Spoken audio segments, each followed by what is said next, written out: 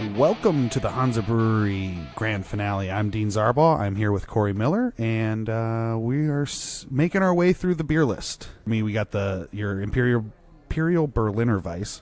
Yes. And so let's talk about the base of this first. Well, I'll say these next four beers, I save the boldest flavors for last. Mm-hmm. So this Imperial Berliner Weisse is a collaboration brew that I did with the Snobs Homebrew Club. And they approached me about doing something, and I noticed that, my beers were, for summer, pretty light, easy drinking, low ABV. Mm-hmm. So I'm like, well, we're about to run out of these two sours that we had. It'd be fun to maybe do a sour beer, but make it higher alcohol, so it's a little different. And I brought this up to them about having this Imperial Berliner Weisse, and just always having a fruited, spiked keg of it. So it's the same beer, but two variants on it, a normal version, fruited version, and they were all about it. They're like, that's a great idea, let's try it. So we got all these just fruit sample things from Amaretti, and I'm like, you know what, let's just do a different variant every week, or until it runs out, and we've been flying through it, which has been awesome, just because people get to try it. They want to try this base and then see how the fruit affects it, because it's been just like even more of a bold character in it. But I think it's you get a lot of the wheat character in it. It's dry enough still, though, and it's a good level of sourness, and it's 7.6% alcohol, which a typical Berliner, is like 3. Yeah, I would not have guessed that from just tasting it. Mm-hmm. I was just, this is a sour. Yeah, this is sour. I'm going to just pound this back. 7? Okay. Yeah, I'll let that sit for a minute. Yeah. But I bet doing so. You have it's a wild strawberry right now. Yep. And what I'm sure just in a few days. The different, what are some of the other things that you've put in here, and how has that changed just based on going from strawberry to maybe like a blueberry or something like that, if you've done that? Well, we've released this beer, I think it was like last Thursday, and we've already gone through 2 different ones. We did a guava, which turned out really well, and then mango, which I didn't even get to try because it was over the weekend and just kicked instantly. So hopefully it was good. It sounds like it was, if it went that fast. Yeah. I mean, you've gone through 2 different ones already. That's crazy, man. Yeah, so we did this one, and then we do have a blueberry, so we'll release that eventually. There's a boysenberry, some odd ones. Nice.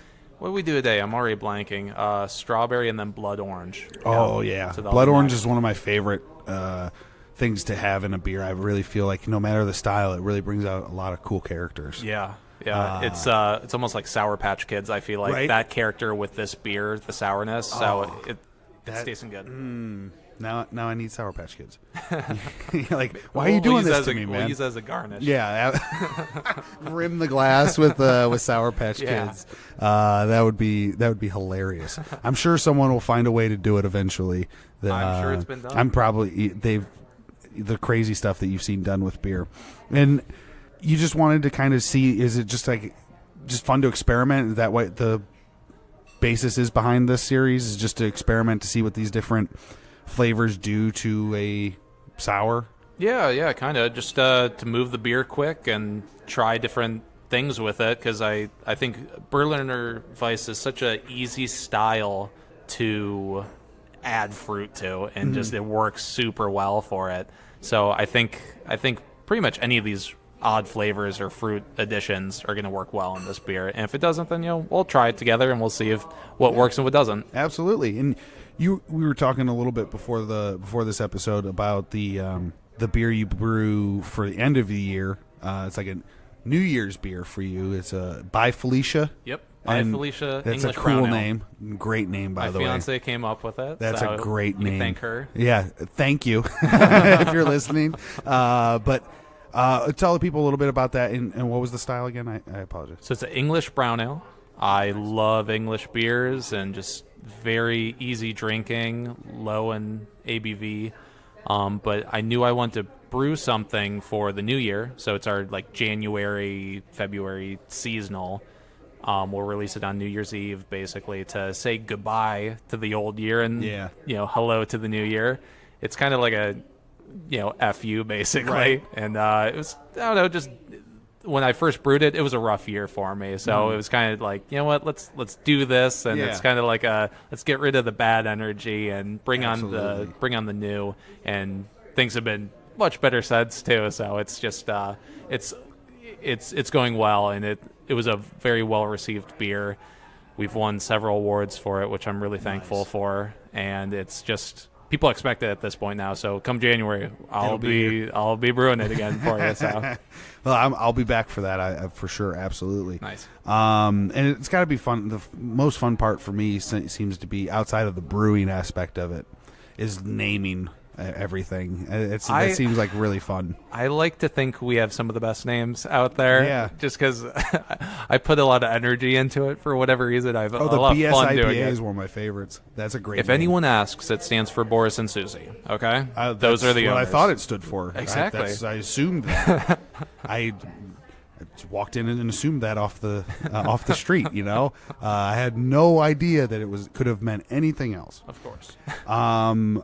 But yeah, that's really been a fun part for me to try a lot of these beers and see like what the fun names are of a lot of them. And yeah, you guys do have a lot of really fun names. The Femdom's really cool too.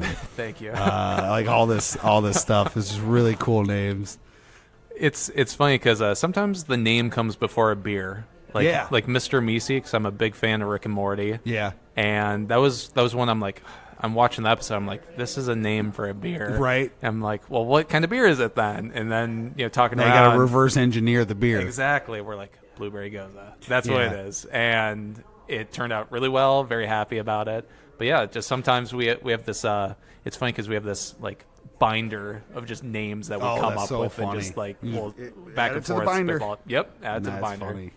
That's funny. And I've moved on to the wild strawberry here. Of your Imperial Berliner, fantastic. I'm digging this one. This one's really nice. Yeah. I don't normally like strawberry. It's my least favorite Starburst.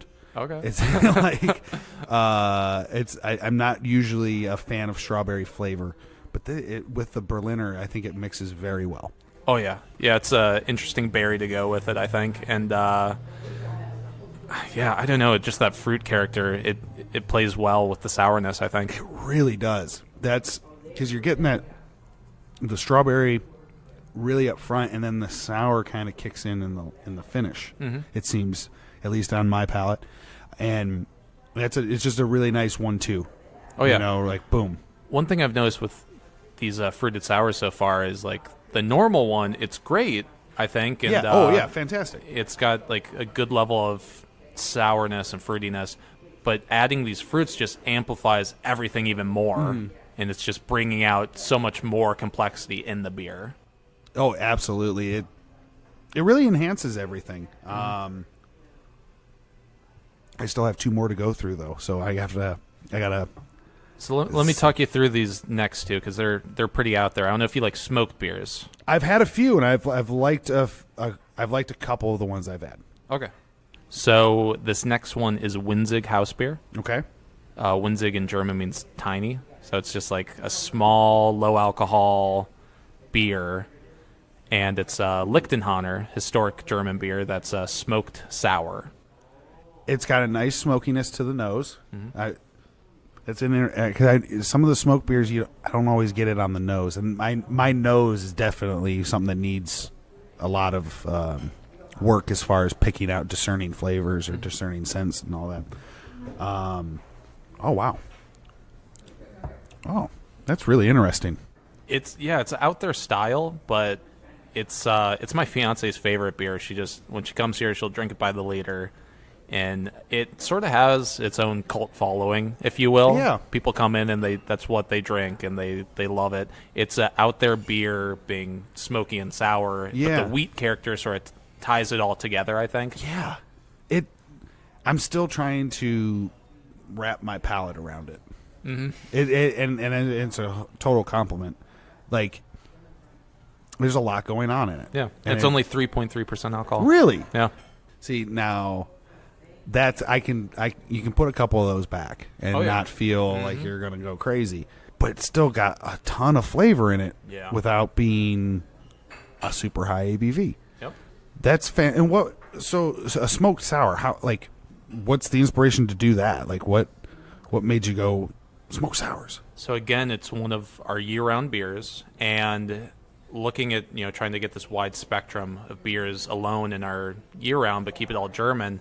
I saw the style. I'm like, this sounds perfect, right up my alley, because I love smoked beers, even though it's such a brewer's thing, because most people don't like smoked beers. I but get a love few them. people who come in and ask for them at work, so cool. there are people out there. Yeah, but it is a particular style. It's a smaller crowd. But having smoke and sour, I figured I'm killing two birds with one stone, and I think it works beautifully together. All of those characters. Oh, I'm just continuing to enjoy it. You sip it and you get that little bit of sour and some smokiness stays on your tongue and your lips a little bit, and it makes you want to have like another sip. It makes you just want to keep nice, drinking. Dry, crisp. Yeah, that's really nice. And where does this style come from? It's a German beer. So, I'm trying to think it the goes- actual town name that it was. Yeah. So it goes all okay. Yeah, it is an old German beer, and I like to relate it because all beer historically was smoky and sour. Okay. So before modern day sanitation practices, all beers would have some sour character that would slowly Make its way. increase. Yeah. Yeah. And then before the modern day kiln, all beers were the malt was dried over a campfire. So there was a smokiness and a sourness. So historically, this is very accurate. Absolutely. Which I Okay. like about it, because it's I tell people that all the time, like, even Pilsners, to some degree, historically, ages ago, probably had this character subtly in them. It's a really cool style. And so then the last one here is which one again? So this is the Helles, right? Yes. So last but not least, it's a smoked pepper Helles. So I brewed this beer with Aaron over at the Jolly Scholar. We brewed it on his system. I think it came out really well. It's smoke is such a fine line, and then adding heat from a pepper is such a fine line.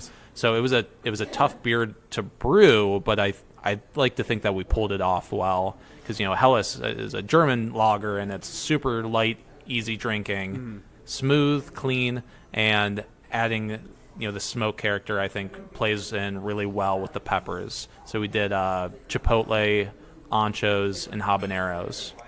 It's nice. That Little heat, but not overbearing. It just adds like a nice little. And this is a lot of the heated beers that I like.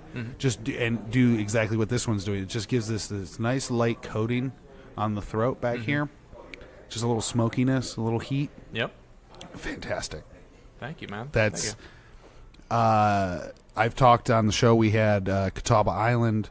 They do a mango habanero blonde ale. I've had that. It's very good. And that's a very good one. This my dad likes that one. He likes those. He likes heat. He likes the heated beers and stuff too. He would love this. Bring him on in, man. I'm going to because I told him, I was like, I'm going to Hansa. He goes, that's not one I've heard of yet. And I was like, we gotta go. Yeah, please. I'm hoping the word gets out, and hopefully people keep coming in and trying all these beers. I try and have I think you've tried all 12 beers now. Yeah. It's a pretty wide variety. I think I really pride ourselves on the range of beers that are offered here. If you can't find something that you like here, you have a problem. Yeah, Like it'd be legitimately, tough. Yeah. like 100%. Like you're the problem. Like don't take it out on them. Like you have an issue, because no matter if you like darker beers, you got you got the Black Flag for that, and it's got that nice flavor to it. You got the lighter stuff, the Kolsch's, the Pilsners. You got a little bit of everything, and it's going to make everybody happy. This is a nice gamut that you guys run Thank here. you. Fantastic. Every style I feel is done to the top of the style. I mean, really, really well done. Thank you so much. This is one of my favorites. Is this Nice. smoked Helles? I like the little bit of smokiness. I like that, what it leaves in on your palate. It's not for everyone, but no, we're going through this beer pretty quick. I'm almost out of this and the Kvass. If you're airing these in September, some of these beers are going to be gone, so you got to get at it as quick as possible. That's really cool. But we'll have some new beers too. We Yeah, got the absolutely. Out Cold and Oktoberfest will be on. Nice. Get out here, try those. Anything I might have missed about Hansa here that you want to get out about the brewery itself before we head out? Not so much about the brewery, but I will say I love bragging about the food as well. We have a Slovenian cook, and he's doing a fantastic job. So really good, authentic European food. Very, very filling, Yeah. So if you come in here and see me around, please come talk to me. Come Absolutely. hang out. Give me some feedback, good, bad, ugly. I appreciate honest feedback, and I'd be more than happy to talk about food pairing too. If you order a beer and want some food to go with it or whatever. Awesome. So yeah, tell your friends too, please. Absolutely. Thank you, Corey, for featuring us here at the brewery, and thank you all for listening. Thank you. Have a good one.